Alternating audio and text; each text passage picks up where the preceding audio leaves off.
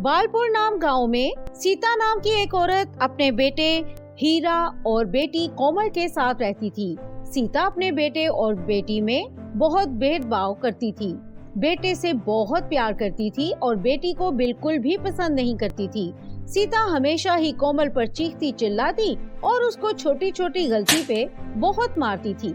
एक दफा सीता अपने बेटे के लिए स्वेटर बुन रही थी कि तभी हीरा को आवाज लगाती है, अरे हीरा बेटा, ओ हीरा बेटा, एक गिलास पानी तो लाना, प्यास से गला सूख रहा है। हीरा बस नाम ही का हीरा था, उसका दिल पत्थर का था। सीता आवाज लगाती रही लेकिन हीरा सोने में व्यस्त था। कोमल घर के अंदर सफाई कर रही थी। वो अपनी माँ की आवाज सुनती है और सारा काम छोड़कर अपनी माँ को पानी देने के लिए बाहर आती है। ये देखकर सीता बहुत ज्यादा गुस्सा हुई और बोली, अरे करम जली, तू पानी लेके क्यों आई है? मैंने तो अपने बेटे हीरा को कहा था। छी छी, गंदे हाथों से पानी लेकर आ गई है। नहीं माँ, अच्छे से हाथ धोए हैं और सैनिटाइजर भी यूज किया था। वो भाई सो रहा था ना, इसलिए पानी मैं लेकर आ गई। अच्छा जी, अब तू समझाएगी हैं हाथ कैसे धोते हैं और सैनिटाइजर कैसे यूज करते हैं? तेरी जुबान ज्यादा ही चलने लग गई है। और चले भी क्यों ना, मैंने तुझे इतनी छूट जो दे रखी है। नहीं चाहिए तेरे हाथ का पानी, पता नहीं कब इस कलमुही से पीछा छूटेगा। ये कहकर सीता अंदर चली जाती है और तभी हीरा की आंख खुल जाती है और वो बोलता है, अरे माँ, ये किस चीज का शोर था? कोई आराम से सोने भी नहीं देता। यहाँ कुछ नहीं हुआ बेटा, तू आराम से सो जा। चल सो जा। और हीरा सो जाता है लेकिन सीता फिर से स्टार्ट हो जाती है, अरे ओ करम जली, ओ कोमल। अपनी माँ की आवाज से घबराती हुई कोमल घर के अंदर आती है और सीता उसे कहती है, सफाइयाँ करके ना तू ये बाल्टी धो दे, इसे कुएं में रख दे। जी माँ, मैं अभी जाती हूँ, बाल्टी धोकर रखती हूँ। कोमल घर के बाहर कुएं के पास जाती है और बाल्टी धोने लगती है। कोमल पानी भरने के लिए कुएं में बाल्टी डालती है लेकिन रस्सी कमजोर होने के कारण बाल्टी कुएं में गिर जाती है और सीता आवाज सुनकर घर से बाहर आती है और कहती है, अरे ये आवाज कैसी थी कोमल? तूने फिर से कुछ किया है? माँ देखिए ना, रस्सी बहुत ज्यादा कमजोर थी। बाल्टी भर के ऊपर खींच रही थी तो रस्सी टूट गई और बाल्टी कुएं में गिर गई। इतना सुनते ही कोमल की माँ गुस्से में लाल पीली हो जाती है और बहुत गुस्से से कहती है, अच्छा, अब तुझसे एक बाल्टी भी निकाली नहीं गई। अब तू जा, इसमें से बाल्टी लेकर आ अभी। माँ मुझे नहीं पता था, रस्सी इतनी कमजोर है, बाल्टी कुएं में गिर जाएगी। कोमल रोती रही लेकिन सीता ने उसकी एक भी ना सुनी और उसको कुएं में धक्का दे दिया। कोमल कुएं में गिरते ही एक समंदर में जा पहुँचती है।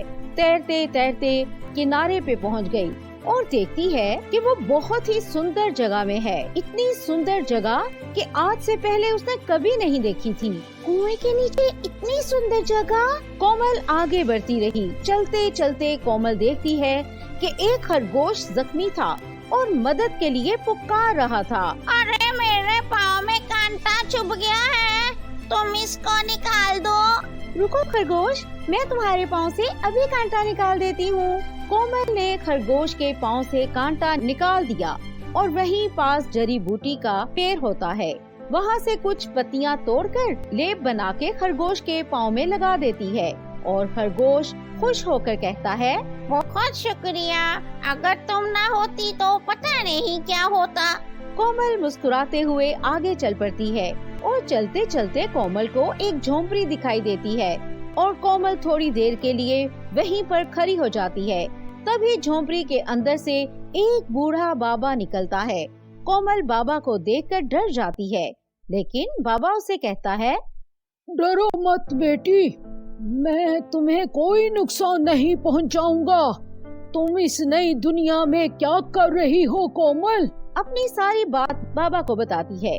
कुएं में बाल्टी गिर गई थी, माँ ने मुझे बाल्टी लेने के लिए भेजा। पता नहीं मैं चलते चलते यहाँ तक कैसे पहुँची। कोई बात नहीं बेटी, अब जब तुम आ ही गई हो तो कुछ दिन रुक जाओ।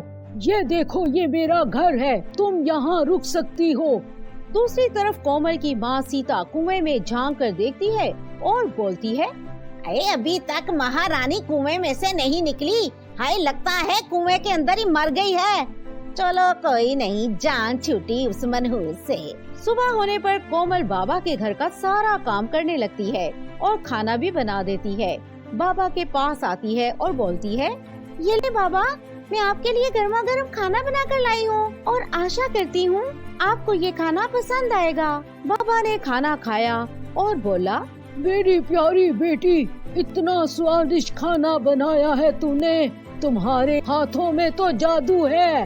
बाबा की ये बात सुनकर कोमल उदास हो जाती है और कहती है, बाबा, मुझे अपनी माँ की याद आ रही है।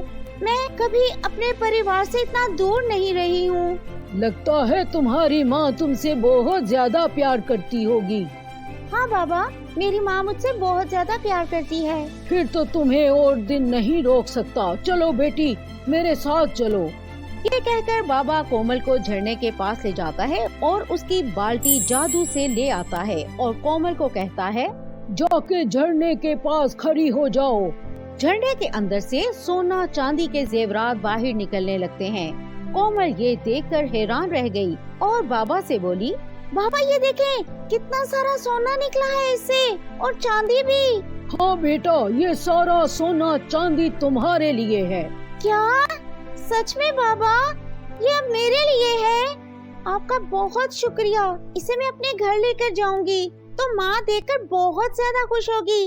और फिर बाबा जादुई झरने से कहते हैं, ए जादुई झरने, कोमल बेटी को उसके घर छोड़ दो। कोमल जैसे ही अपने घर पहुंचती है, हीरा और उसकी माँ देखकर हैरान रह जाते हैं। हीरा जोर जोर से चिल्लाने लग जाता है, माँ देखो, कोमल आ गई। सीता बाहर आई और कोमल के हाथ में सोना चांदी देखकर कहने लगी, ये तो बिल्कुल अस्सी है। ये सोना चांदी कहाँ से लेकर आई है? माँ, मुझे ये जादुई झरने ने दिया है। और देखो माँ, मैं अपनी गिरी हुई बाल्टी भी लेकर आ गई हूँ। उसकी ये बातें सुनकर हीरा बोला, जादुई बाबा, तुझे कहाँ मिला?